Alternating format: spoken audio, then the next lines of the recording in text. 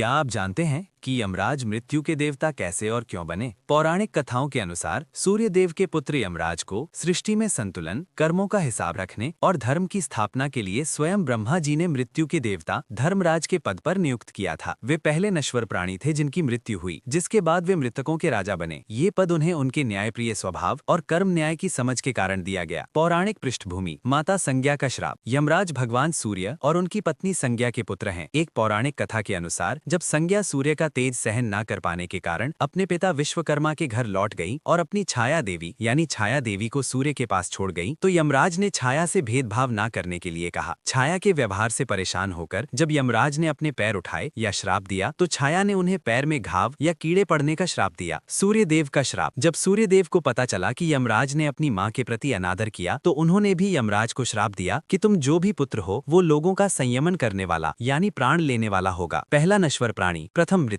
माना जाता है कि यमराज पहले ऐसे नश्वर जीव थे जिन्होंने मृत्यु को प्राप्त किया और बाद में मृत्यु के बाद का रास्ता पितृलोक बनाया। न्यायप्रिय और निष्पक्ष स्वभाव। यमराज अपने मित्रों और शत्रुओं दोनों के प्रति निष्पक्ष थे। उनके इसी निष्पक्ष स्वभाव और कर्मों के आधार पर न्याय करने की क्षमता के कारण ब्रह्मा जी ने उन्हें धर्मराज की उपाधि देकर नर्क और मृत्यु का राजा नियुक्त किया। अन्य संदर्भ। वध की कथा। एक अन्य कथा के अनुसार यमराज की मृत्यु कार्तिकेय के प्रहार से हुई थी। जब यमराज की मृत्यु हुई तब देवतागण भगवान शिव से उन्हें फिर से जीवित करने की प्रार्थना करने लगे, क्योंकि यमराज की अनुपस्थिति से सृष्टि में संतुलन बिगड़ गया था। इसके बाद सूर्यदेव ने भगवान शिव की तपस्या की और भगवान शिव ने यमराज को फिर से जीवन दान दिया, जिसके बाद वे और अधिक जिम्मेदारी से अपने कर्तव्यों का पालन करने लगे। निष्कर्ष। यमराज सूर्यपुत्र होने के बावजूद अपनी पहली मृत्यु, मां के श्राप, पिता के श्राप और अपने अद्वितीय न्यायप्रिय स्वभाव के कारण मृत्यु के देवता बने। उन्हें धर्मराज के रूप में भी जाना जाता है, जो प्राणियों के शुभ अशुभ कर्मों का निर्णायक होते हैं। और यमराज की इस कार्य में मदद करने के लिए चित्रगुप्त जी को मानव के अच्छे बुरे कर्म का हिसाब रखने को नियुक्त किया गया था।